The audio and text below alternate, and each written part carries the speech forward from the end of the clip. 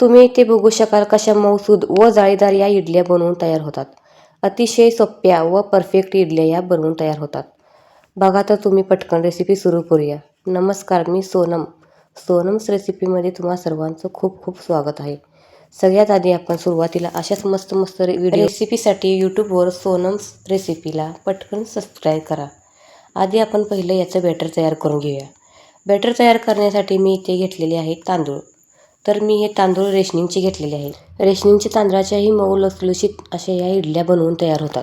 तर इथे 3 बाउल मी छोटे तांदूळ घेतलेले आहे आणि 1 बाउल उडदाची डाळ घेतलेली आहे। तर आपण डाळ आणि तांदूळ एकत्र भिजवायचे आहे। तुम्ही वेगवेगळे भिजवले तरीही चालेल। तर ही मी एकत्र करून घेतले आणि 3 ते 4 वेळा मी पाण्याने धुतलेले आहे। एखाद वेळी तांदूळ खराब पण असू शकते म्हणून यामध्ये पुरेसे पाणी घालायचे आणि 5 ते 6 तास व्यवस्थित भिजण्यासाठी ठेवायचे आहे। तर चला मग इथे तांदूळ आणि डाळ हे सगळं भिजवून घेतले आहे। पाण्याचा वापर कमी करून हे इडलीचं बॅटर रवाळ असं करून घ्यायचं आहे आपल्याला। तर तुम्ही बघू शकाल यात 1 वाटी मी पोहे पण भिजवून घातलेले आहेत आणि इडलीचं हे बॅटर करून तयार झालेलं आहे आपलं। तर हे पीठ फुगण्यासाठी 14 ते 15 तास ठेवायचे। रात्रभर हे पीठ मी चांगले आंबवून घेतले आहे। मस्त असं झालेले आहे हे पीठ। यामध्ये मीठ घालायचे, इडली करायची त्याच वेळी मीठ घालायचे, व्यवस्थित मिक्स करून घ्यायचे। जर पाणी लागत असेल तर थोडेसे पाणी ॲड करू शकता। लागल तितकेच पाणी घालायचे, नाहीतर हे बॅटर पातळ होऊ शकते।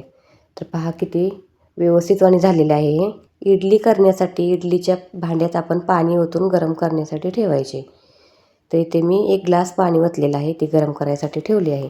आता घ्यायचे इडली पात्र, त्यामध्ये थेंबभर तेल घालायचे, म्हणजे त्याला अजिबात इडली आपली चिकटणार नाही। साच्यामध्ये भरून घ्यायचे। पाणी गरम झालेले आहे, त्यामध्ये इडली स्टँड ठेवायचे आणि 8 ते 10 मिनिटे स्टीम करून घ्यायचे। मीडियम हीटवर 8 ते 10 मिनिटे स्टीम करायचे।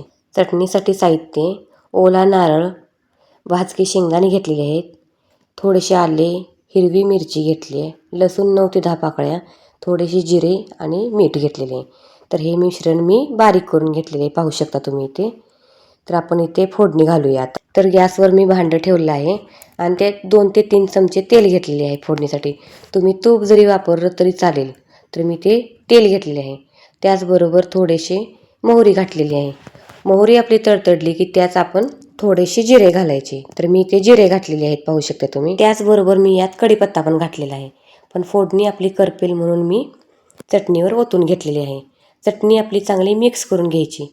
तर आपली चटणी तयार झालेली आहे, किती छान झालेली आहे, पाहू शकता तुम्ही।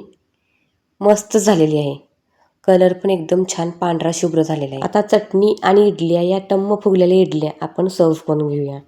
मस्त अशी बनवून झालेली आहे आपली इडली। कशी वाटली मी केलेली इडली रेसिपी तुम्हाला? तर लाईक करा, शेअर करा आणि सबस्क्राईब करायला विसरू नका।